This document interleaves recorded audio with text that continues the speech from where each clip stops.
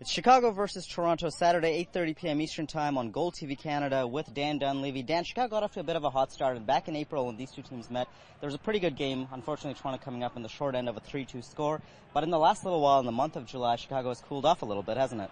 Well, they have, and, they were a bit of a surprise team to me to see how well they had maintained their play throughout the season. As you mentioned, they've hit a little bit of a stall here when they've only got one win in their last 3 MLS games. But, their last game, I think, for them might, give them a little bit of a, I don't know if it's a kick in the rear or whatever, but when you give up a goal in the 98th minute and you wind up settling for a point in San Jose, you're pretty disappointed. You're A, happy with the effort by Sean Johnson in goal with a career-high 10 saves, but B, you're disappointed because you let that get away. And Toronto FC knows all about giving up goals in the late stages of added time. So, I think the Fire will be very motivated back home to play in front of the home fans and get back into winning form for Frank.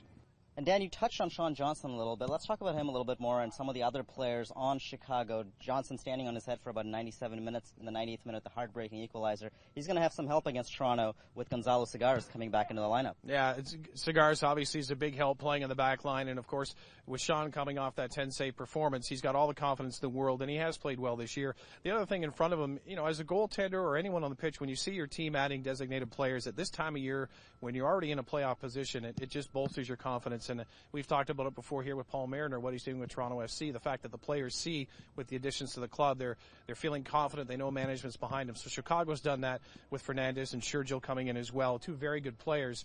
And, we've seen what Fernandez can do in MLS, and Sergio, we've seen what he's done overseas. And already his first game for Chicago, a little bit of an adjustment period. We've seen DPs take a few games to get acclimated to MLS. And, maybe unfortunately for Toronto, Sergio might have a little more confidence playing in this his second full game in Major League Soccer. So there's some things for Toronto to contend with. The other thing I noticed about Chicago, if I could mention, they push a very high line. I watched them play Vancouver recently, and they push such a high line that they really don't even want to let you have the halfway point to begin the attack in their zone. So Toronto FC, they'll have to be tight with their passes, and they'll have to find a way to try and break a very tough press that Chicago likes to employ.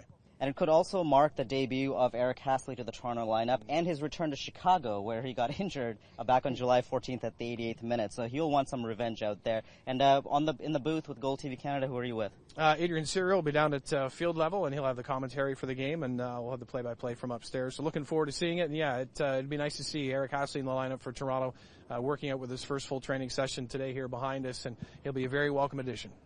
On Twitter, use hashtag TFC Live as always to join the conversation. Watch the match on GOLTV Canada. Listen on Sportsnet 590. The Fan, Asif Hossain for Dan Dunleavy. We'll see you 8:30 p.m. Eastern Time, Saturday night.